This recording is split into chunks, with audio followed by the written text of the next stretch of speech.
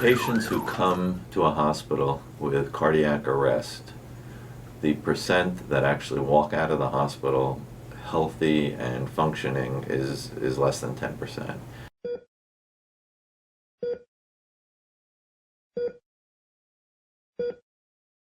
It was Christmas Day. December 25th, 2013. I had finished opening presents with my family. I was at my grandmother's actually, and we were just sitting down getting ready to open up gifts with the kids. We're neighbors, so I had actually loaded the family into my car. We were en route to my mother's house for Christmas dinner. Started off as a normal Christmas morning. The dinner was coming together. Everything was on schedule for 1 or 2 o'clock to sit down and have Christmas dinner. I planned to just come for about an hour and a half, just to come see everybody because, again, to get the whole 30 of us together. So I had found a break in my day with visiting with the rest of my family to come. I had a couple gifts for my mom to give her, and I just wanted to be able to see the group, and my kids clearly wanted to see everybody. The phone call came in and it went right to speakerphone. And, because all I heard was, she's not breathing, she's not breathing, she's not breathing. And I had no idea who Carol was talking about. My oldest said, "Oh boy, I just got a text from one of his cousins here and said Nana fell." Jimmy and I were making gravy and I just fell on the floor. My mother had dropped. 911. This is the address. 17 Heck Road, Bethany, Connecticut. My mom is not breathing.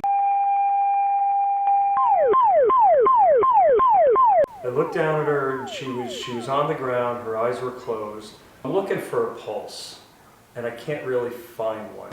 You know, for the most part, didn't panic, and they immediately, with Mary, my sister-in-law leading, and Jim, started to resuscitate her, and couldn't seem to find a pulse. Could hear Carol trying to call the paramedics and the fire department, and actually it was my wife that said, "Well, go." She looked at me like, "Can you do something?"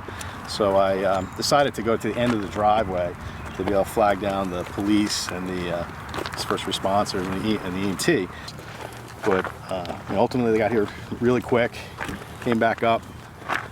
It's unclear who was playing what role, to be honest with you, in terms of the police versus the firemen versus the EMT, and kept urging them that they got to move quickly. Only about for a second, and they were able to get her to the Yale, and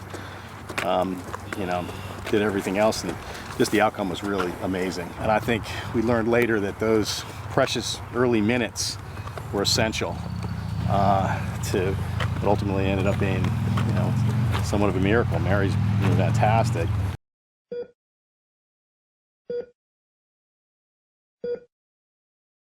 CPR is cardiopulmonary resuscitation. It's the process of trying to resuscitate somebody who has had their heart either stop beating or is beating in an abnormal rhythm. What happens during CPR is somebody compresses the chest in a regular way, 70, 80, 100 times a minute, and that because the back of the person is on the floor and you're pushing the chest down and the heart's sitting right in the middle. It's like a sandwich.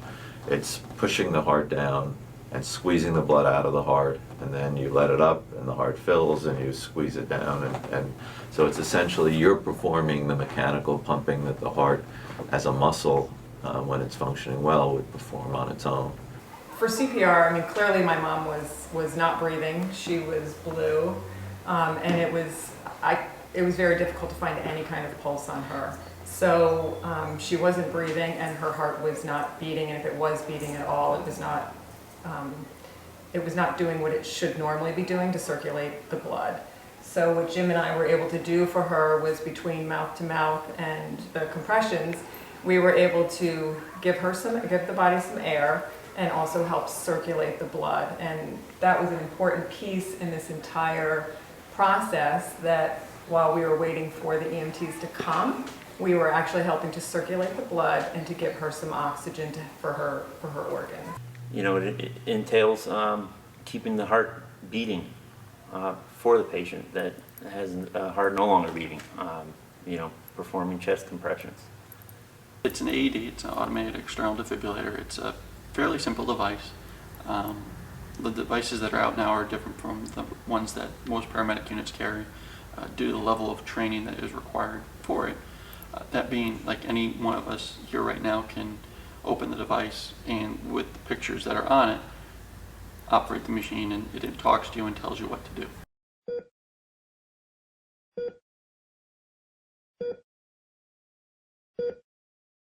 Patients who have ultimately symptomatic coronary disease have as their first symptom dropping dead or having a heart attack. And so it's not trivial, it's huge numbers, it's hundreds of thousands of people in this country. And so I think that if you can train a community in CPR, whether it's high school kids or adults or... Early CPR is extremely important.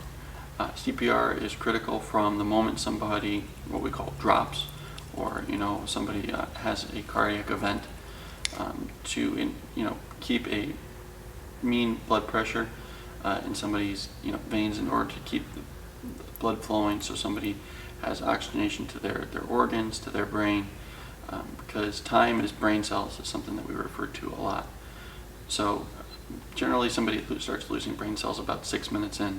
So the earlier CPR occurs to when somebody has an event, the more effective and better of an outcome an event can have. The more delayed, the less likely that person will have to have a fortunate or desirable outcome. They may be able to be resuscitated, but their brain function or capacity as a human will be diminished, and we're talking seconds. Honestly, doesn't happen often. We've done you do a lot of cardiac arrests, and typically the outcome isn't as good. And this just happened to be, one of those moments where everything worked out, and obviously things went really well. How many of them are lucky enough, say, like Mary Funk, in comparison to other patients? Is it mostly? No, it's rare. But the trick is the early CPR.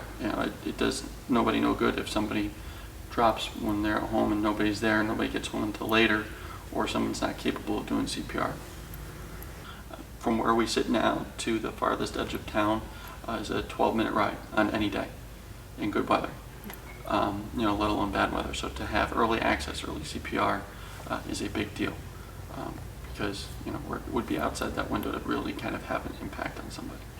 And you're hoping for the best case scenario, which is a family doing CPR, bystanders doing CPR, intervening and trying to have a positive impact. Patients who come to a hospital with cardiac arrest, the percent that actually walk out of the hospital healthy and functioning is less than 10%.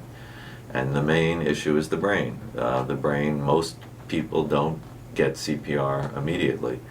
Most of the time, people stand around, they're panicked, they don't know what to do. There's a delay, then they call 911, even in the best of circumstances. For an ambulance to arrive and to begin CPR and to do defibrillation, it's at least 5 minutes, and that's an extraordinary circumstance where they're right nearby. It can often be 10 or 15 minutes. And anything much more than 4 or 5 minutes without CPR, there's very likely to be significant brain damage. There are studies that show that if you train a community in CPR, that the survival rate from cardiac arrest goes up.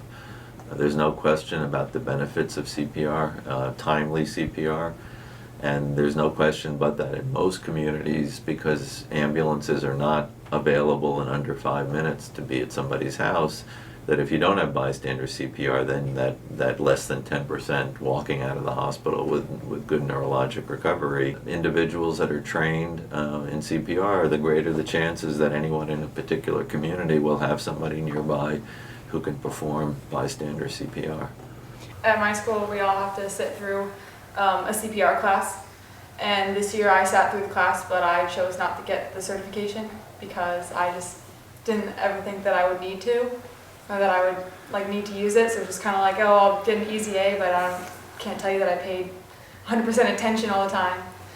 But I think that I need to take that class again and make sure that I really know what I'm doing, because it can happen to anyone, and it happened way too close, and it was What are your thoughts about bringing a CPR nationwide into school districts? Do you think that would be a good idea? I think that'd be fantastic. I mean, you would basically train a generation of individuals in a life-saving technique.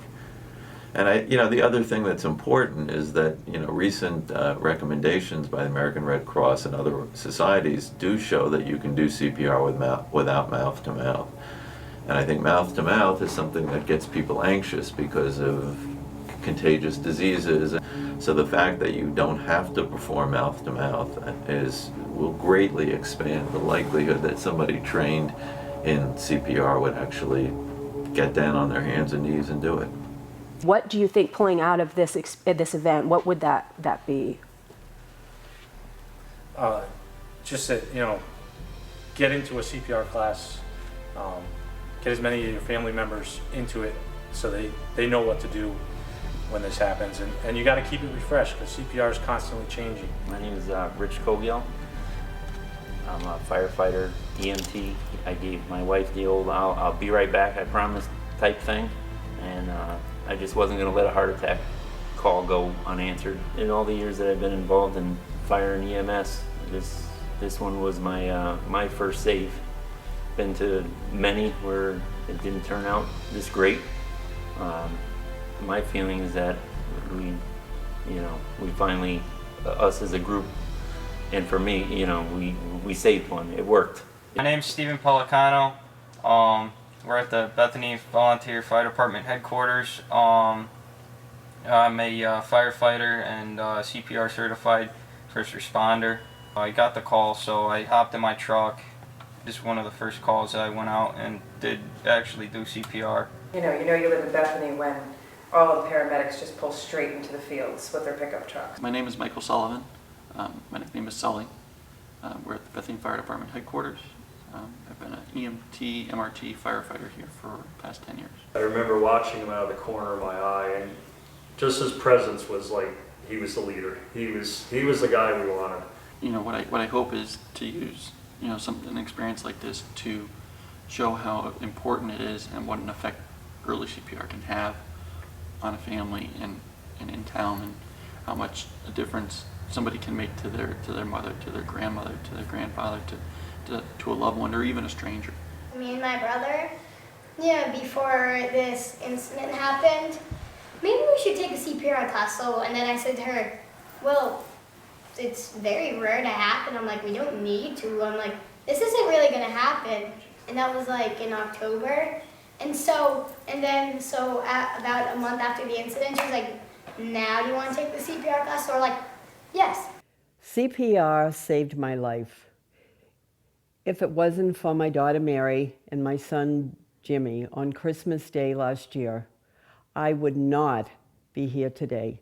CPR saved my life. I feel everyone should have CPR.